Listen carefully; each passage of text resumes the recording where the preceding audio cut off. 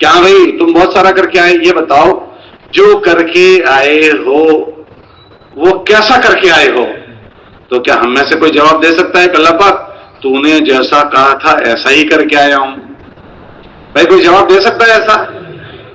پھر اگر دوسرا یہ پوچھا جائے کہ یہ بتاؤ جتنا کرنے کو کہا تھا اس میں سے کتنا کر کے آئے ہو، تو ہم ایسا کہہ سکتے ہیں کہ اللہ میاں تو نے جتنا کہا تھا ایسا 100% کر کے آئے ہیں؟ کیسا کر کے آئے اس کا بھی جواب ہمارے پاس نہیں، اور کتنا کر کے آئے؟ اچھا یہ پوچھا جائے کس کے لیے کر کے آئے ہو، اس کا جواب ہے کہ اللہ 100% تیرے لیے۔ یہاں تو ایک مسافر میں نیت خراب ہو جاتی ہے، کرسی پر بیٹھا ہو تو نیت خراب، ایک مسافر میں نیت خراب ہو جاتی ہے۔ اس لیے ہمارے وہاں جو 5واں نمبر ہے وہ ہے تصحیح نیت کا۔ ابھی سو گئے جاگ رہے ہیں؟ سونے والے بھی جاگ رہے ہیں یا وہ سو رہے ہیں؟ اچھا تو ہمارے وہاں 5واں نمبر کون سا ہے بولو بھائی؟ بار بار نیت کی تصحیح کرنا، بار بار نیت کی تصحیح۔ ایک مسافر میں نیت خراب ہو جاتی ہے، پوچھا جائے گا کہ کرسی پر کیوں بیٹھے تھے؟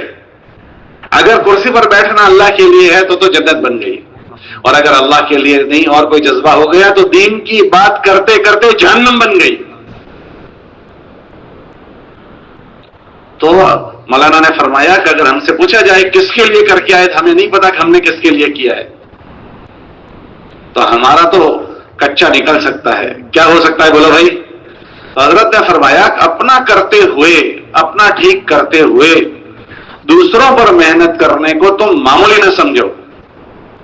اپنے اوپر محنت کرتے ہوئے، ارے بولو نا بھائی، دوسروں پر محنت کرنے کو کیا نہ سمجھو۔ پھر حضرت نے فرمایا کیوں؟ کہ اس پر تمہیں اتنا ملنے والا ہے کہ اس کو تم سوچ نہیں سکتے۔ پھر حضرت نے فرمایا ایک آدمی نے ایک آدمی کو تیار کیا، مثلا یہ بھائی کو میں نے تیار کیا، ٹھیک ہے، اور گشت کر کے ملاقات کر کے میں مسجد میں لایا۔ یہ آدمی نیا آدمی ہے، کیسا آدمی ہے؟ اسے کچھ نہیں آتا، نہ سورہ فاتحہ آتی ہے، نہ رکوع کی تسبیح، نہ سجدے کی تسبیح، کوئی چیز نہیں آتی۔ وہ مسجد میں آیا میرے ساتھ، اس نے مجھے دیکھا، میں نے ہاتھ باندھے تو اس نے بھی ہاتھ باندھے، میں رکوع میں گیا وہ بھی رکوع میں گیا، میں سجدے میں گیا وہ بھی سجدے میں گیا، میں نے سلام پھرائی اس نے بھی سلام پھرائی۔ اس نے کوئی چیز اول سے آخر تک پڑھی ہی نہیں ہے، تو اس کی عمل پکا ہوا یا کچا ہوا؟ ارے بولو بھائی، کچا ہوا پکا ہوا؟ کچا ہوا۔ حضرت نے فرمایا اس کا کچا عمل اس کے نامہ عمل میں کچا لکھا جائے گا، مگر اس کا کچا عمل تمہارے نامہ عمل میں پکا لکھا جائے گا۔ کیوں پکا لکھا جائے گا؟ ہم دعوت دی اس کے لیے نہیں، ہماری نیت کی وجہ سے۔ ہم کسی کو دعوت دیتے ہیں پکا بنانے کی نیت سے یا کچا بنانے کی نیت سے؟ تو میرا جو میں نے اپنی ذات سے کیا وہ پکا نکلے گا کہ نہیں نکلے گا اس کا پتہ نہیں ہے، مگر میرے ہاتھ سے جتنوں سے محنت ہوگی وہ سارے میرے نامہ عمل میں کتنے کیسے ہوں گے؟ پکے۔ تو اگر کسی نے محنت کر کے ہر مہینے آدمیوں کو کمایا اور روزانہ کمایا تو کتنا بڑا اس کا ذخیرہ ہوگا۔ اس لیے ہمارے بزرگ فرماتے تھے کہ شیطان کو عداوت ہے دعوت سے۔ ارے بولو بھائی، شیطان کو عداوت ہے کہ اپنا اپنا کر کے مر جائے کوئی بات نہیں، یہ اوروں پر محنت نہیں کرنا چاہیے۔ کیا نہیں کرنا چاہیے؟ اوروں پر یہ محنت نہ کرے۔ کیوں؟ کہ اگر اس نے اوروں پر محنت کر دی تو اس کے نامہ عمل میں تو ہزاروں لوگ ہو جائیں گے۔ ہر مہینے 3 دن کی جماعت بنا کر جا رہا ہے تو ہر مہینے 15 آدمی اٹھا رہا ہے، ہر سال پابندی سے چلا جا رہا ہے تو ہر سال 10-15 آدمی، پھر ہر 2-3 سال میں 4,000 مہینے جا رہا ہے تو اس کے ہاتھوں تو ہزاروں لوگ تیار ہو گئے۔ پھر جو لوگ تیار ہوتے ہیں اس میں بھی عجیب و غریب چیز ہوتی ہے۔ بعضے وہ لوگ جو ہمارے ہاتھوں تیار ہوئے وہ ایسے زوردار تیار ہوتے ہیں کہ ہم نہیں کر سکے ایسا اس نے کیا۔ حدیث میں آتا ہے رب مبلغ او عام سامع، بعضے وہ لوگ جن کو آپ نے بات پہنچائی وہ بات پہنچانے والے سے بھی آگے نکل گیا۔ تو ٹھیک ہے، جہاں بھی جائے آئے گا اس کے نامہ اعمال میں جس نے اس بندے پر، ارے بولو بھائی، محنت کی ہے۔ بعض ایسے ہیرے نکل آتے ہیں۔ آپ نے بڑ کا درخت دیکھا ہے؟ ارے بولو بھائی، بڑ کا درخت دیکھا ہے؟ چھوٹا سا پتلا ہوتا ہے، ارے بولو نا بھائی، کیسا ہوتا ہے؟ پتلا نہیں ہوتا. ہمارے ملک میں لوگ اس کی پوجا کرتے ہیں، بڑا ہوتا ہے یوں ایسا، یوں ہاتھ میں لو تو ہاتھ میں بھی نہیں آئے گا. اس کا دانا دیکھا ہے آپ نے؟ کتنا بڑا ہوتا ہے؟ مٹکے جتنا. جی رائے کے دانے سے بھی چھوٹا. کتنا بولو؟ ارے بولو تاکہ دین تو نہ آئے. میں دیکھ رہا ہوں کچھ لوگ سو رہے ہیں، لیکن انشاءاللہ ہم سونے ہیں. رائے کے دانے سے بھی چھوٹا ہوتا ہے. اس کو یہاں ہتھیلی میں رکھیں تو پھونک مارنے کی ضرورت نہیں، ناک کی ہوا سے اڑ جائے گا، اتنا چھوٹا. لیکن اس چھوٹے دانے میں اتنا بڑا درخت. ایسے بعض لوگ دکھتے ہیں ایسے سادے سیدھے، لیکن وہ بھاری بھرکم ہوتے ہیں. کیسے ہوتے ہیں بولو؟ تو ہماری ان گشتوں میں اور ہماری ملاقاتوں میں ایسے ہیرے ہم کو مل جاتے ہیں. کیسے بھی ہیرے؟ ایسے زوردار زوردار ہیرے. حضرت عمر رضی اللہ تعالیٰ عنہ کیسا زوردار ہیرا. 10 سال حکومت کی. کتنے سال بولو؟ 3 بر اعظم میں اسلام کو پہنچایا. کتنے بر اعظم میں؟ آدھی دنیا. آدھی دنیا. تو حضرت عمر نے اتنا سارا کیا، وہ تو حضرت عمر کو ملے گا. دیکھنا یہ ہے عمر کو لایا کون تھا. دیکھنا یہ ہے حضرت عمر کو کون لایا تھا؟ ان کی بہن. تماچے کس نے کھائے تھے؟ تو جو تماچے کھانے والی تھی اس نے وہ تو نہیں کر سکی. تماچے مارنے والے نے بہت کچھ کیا، لیکن جو کچھ بھی کیا نامہ اعمال میں کس کے جائے گا؟ تماچے کھانے والی کے. وہ نہیں کر سکی. ہارون رشید بیٹھے تھے، بادل کو دیکھا جا رہا تھا کہ تجھے جہاں جا کر برس نہ ہو برس، خراج تو ہمارے پاس ہی آنے والی ہے، ٹیکس تو ہمارے پاس، اتنی ہماری حکومت پھیلی ہوئی ہے، تو جہاں بھی برسے گا وہ بھی ہمارا ملک ہے. تو ایسے او بھائی تجھے جتنی پروازیں کرنی ہو کر، تجھے تو کمایا ہم نے ہیں. خالد بن ولید بہت بڑے آدمی بن گئے. ابھی ہم لوگ رمضان سے پہلے ان کی مزار پر گئے ہمس میں، ملک شام میں. تو ہم نے دیکھا ایسے اللہ کا بندہ سویا ہوا ہے. پورا ملک شام انہوں نے فتح کیا. پورا ملک شام انہوں نے فتح کیا. اتنا سارا انہوں نے کیا، وہ تو کیا. دیکھنا یہ خالد کو لایا کون تھا. تو خالد کو ان کے بھائی نے ترغیب دی تھی، ولید ابن ولید نے. حضور سے سخت دشمنی تھی ان کو. وہ حضور کا چہرہ دیکھنے کو بھی پسند نہیں کرتے تھے. جب ہمارے نبی گئے عمرے کے لیے تو وہ بھاگ گئے. تو ہمارے نبی نے پوچھا کہ ولید ابن ولید سے کہ تمہارے بھائی خالد کہاں ہیں؟ کہ وہ تو بھاگ گیا. یاتی بھی اللہ، وہ چلا گیا. یاتی بھی اللہ، اللہ اسے لائے گا. تو اللہ کے نبی علیہ السلام نے ان کی صلاحیت کی قدر کی. کیا صلاحیت کی قدر کی؟ خالد جیسا سمجھدار چلا گیا. اگر وہ آج ہوتا نا تو ہم اپنی جماعت کے آگے کی صف میں اس کو رکھتے. یہ قدر کی ان کی. تو ان کے بھائی نے لکھا خالد تو کہاں بھاگ رہا ہے؟ اللہ کے نبی تو تیرے لیے یہ باتیں کرتے ہیں. میرے لیے ایسی باتیں کرتے ہیں؟ میرے لیے؟ ان کو کیوں تعجب ہو رہا تھا کہ میرے لیے حضور ایسی باتیں کر رہے ہیں؟ احد کے میدان میں جو کچھ ہوا تھا وہ سارا کرنے والے کون تھے؟ ارے بولو بھائی کون تھے؟ حضرت خالد تھے. پیچھے سے جو پہاڑی سے چڑھ کر آئے تھے وہ کون تھا؟ حضرت خالد بن ولید. اور وہ جو گھمسان ہوا ہے، 50-70 بڑے بڑے صحابہ شہید ہو گئے. 70 بڑے بڑے. ایک مدینہ تو اس زمانے میں بہت چھوٹا تھا. پہلے سال میں بدر ہوئی، دوسرے سال میں احد ہوئی ہے. جو پہلی لڑائی ہوئی وہ بدر کی. بہت چھوٹا مدینہ ہے، 313 لوگ حضور کے ساتھ ہیں. دوسرے سال میں احد ہو گئی. تو بہت چھوٹا سا مدینہ. ایک مرد مرتا ہے تو 4 رونے والیاں ہوتی ہے. کتنے رونے والیاں؟ ارے بولو بھائی کتنی؟ ایک ماں ہوتی ہے، ایک بیوی ہوتی ہے، ایک بہن ہوتی ہے اور ایک بیٹی ہوتی ہے. چھوٹے سے مدینہ میں 70 بڑے بڑے لوگ چلے گئے تو کتنی رونے والیاں ہو گئی؟ کوئی سوچ نہیں. ہر گھر رونے والا ہو گیا. ہر گھر رونے والا. اتنا بھاری معاملہ اس آدمی سے ہوا. اتنی نفرت حضور کے متعلق ان کی طبیعت میں ہے. مگر انسانوں کو کما کر جانا ہے. کیا کر کے جانا ہے؟ مولانا محمد عمر صاحب رحمۃ اللہ علیہ فرماتے تھے اس دنیا سے لوگ چیزیں کما کر جاتے ہیں. کیا کما کر جاتے ہیں؟ یوں فرماتے تھے تم انسانوں کو کما کر جاؤ. کس کو کما کر جاؤ؟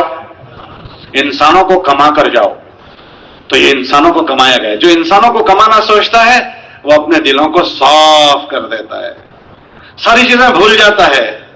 اس نے کیا کیا تھا یہ میرے نامہ عمل میں آ جانا چاہیے, میں اس کا ذریعہ کیسے بنوں.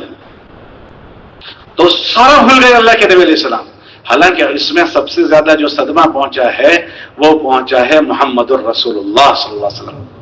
بھائی کوئی ویڈیو تو نہیں کر رہا, دیکھو ویڈیو شریعت میں منع ہے. ایسا نہ ہو جائے کہ ہم نیکی میں گناہ کر لیں. کتابوں میں آتا ہے کل قیامت کے دن سب سے زیادہ سخت عذاب تصویر بنانے والے کو ہوگا, کافروں سے پہلے عذاب ہوگا.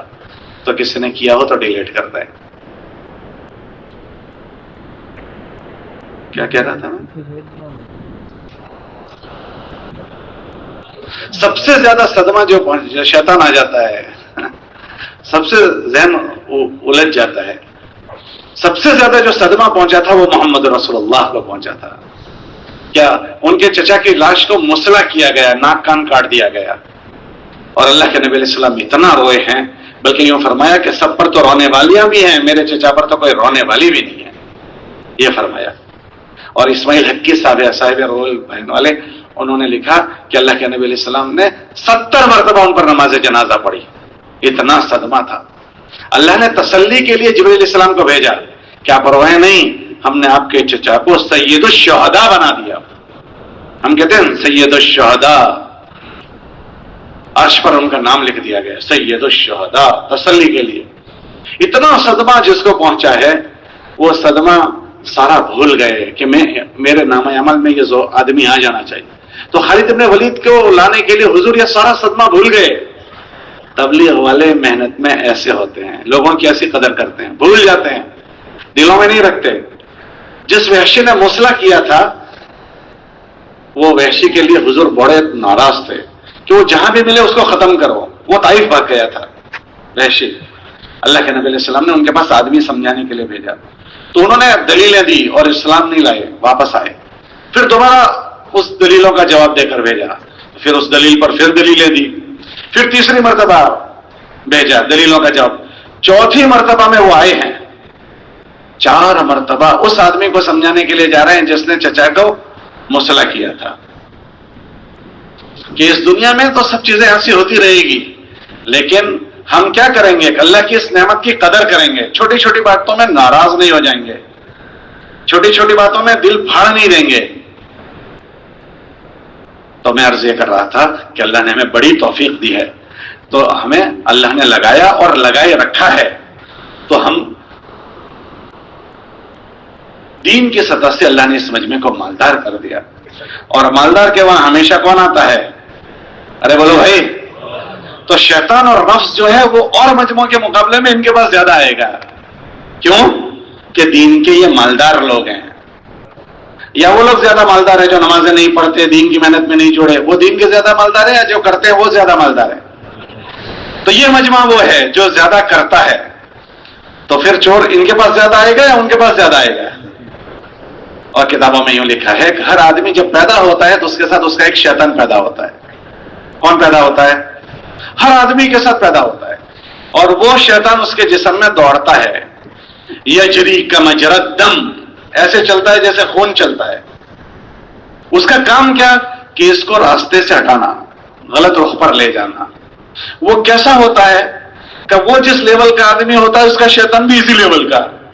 اگر وہ مولانا صاحب ہے تو اس کا شیطان بھی مولانا صاحب. اگر وہ امیر صاحب ہے تو اس کا شیطان بھی, وہ شورا والا ہے تو اس کا امیر صاحب بھی شورا والا. وہ جیسا ہے اسی لیول کا اس کا شیطان. جب اللہ کے نبی علیہ السلام نے یہ روایت بیان کی تو امی جان عائشہ رضی اللہ عنہ نے فرمایا, حضور جب سب کے ساتھ پیدا ہوتا ہے تو آپ کے ساتھ بھی پیدا ہوا؟ کہ جی میرے ساتھ بھی پیدا ہوا, میرے ساتھ بھی پیدا ہوا. وَلَكِنَّهُ أَسْلَمَ, مگر وہ میرے تابع ہو گیا. حضور کا شیطان حضور کے تابع ہو گیا, ہمارا تھوڑی ہوا ہے. تو ہر آدمی کے ساتھ اسی کے لیول کا شیطان لگا ہوا ہے. اسی لیے شیطان سے پناہ مانگی گئی. کیا مانگی گئی بولو؟ تو ہم اپنی نگرانی کریں گے کہ شیطان ہمارے اوپر کام نہ کر جائے. اور شیطان سے بڑی جو چیز ہمارے ساتھ لگی ہوئی ہے وہ ہمارا نفس لگا ہوا ہے. ہمارے مولانا محمد سلیمان جہانگیر رحمۃ اللہ علیہ تھے, حضرت جی کے خادم تھے. تو حضرت سے پوچھنے لگے, حضرت جی یہ شیطان سب کو بہکاتا ہے, یہ شیطان کو کس نے بہکا دیا؟ یہ حضرت سے پوچھا کہ حضرت جی یہ شیطان سب کو بہکاتا ہے، اس کو کس نے بہکا دیا؟ تو حضرت نے کیا فرمایا؟ اس کے نفس نے. وہ نفس ہم سب کے ساتھ لگا ہوا ہے. ہمارے نبی علیہ السلام نے اللہ سے پناہ مانگی کہ اللہ میں اپنے نفس کے حوالے ایک پل جھپکنے کے برابر نہ ہو جاؤں، ایک پل جھپکنا. اللہم لا تکلنی الی نفسی طرفۃ عین، طرفۃ عین. اگر اتنے میں بھی کوئی نفس کے حوالے ہوا تو گیا. تو اللہ سے ہمیں یہ مانگنا ہے کہ ہمارے اوپر نفس کام نہ کر جائے، شیطان کام نہ کر جائے. اس کے لیے کیا کرنا ہے کہ اللہ کی اس نعمت کا کیا ہم سے تقاضا ہے اس کو دیکھنا ہے اور اس کا اپنے آپ کو پابند بنانا ہے. اللہ کی اس نعمت کا ہم سے کیا تقاضا ہے؟ یہ نعمت آئی ہے ہمارے پاس، دین کی نعمت اور دین کی محنت کی نعمت، یہ دونوں چیزیں آئی. تو یہ نعمت کا تقاضا کیا ہے کہ اس تقاضے کو سمجھنا اور اس پر جمنا، ایسے کرنا جیسے اس کو کرنا ہے. تو پھر شیطان بیچ میں گھس نہیں سکے گا. تو اس دین کی محنت میں لگنے کا پہلا تقاضا یہ ہے کہ ہم اپنے آپ کو دیندار بنا دیں. کیسا بنائیں بولو بھائی؟ کیونکہ اللہ ہم سب سے اس محنت کی برکت سے اپنی دینداری کا سوال کریں گے، دوسروں کی دینداری کا اللہ ہم سے نہیں پوچھے گا. میں دیندار بنا کہ نہیں بنا آپ سے اللہ نہیں پوچھیں گے میرے متعلق. آپ دیندار بنے کہ نہیں بنے اللہ مجھ سے سوال ارے بولو بھائی نہیں کریں. ہر آدمی سے اللہ کون سا سوال کریں گے؟ خود کی دینداری کا. ہم دوسروں کی دینداری کے ذمہ دار نہیں ہیں. کوئی جہنم میں گیا تو اس کا بھی اللہ ہم سے نہیں پوچھے گا.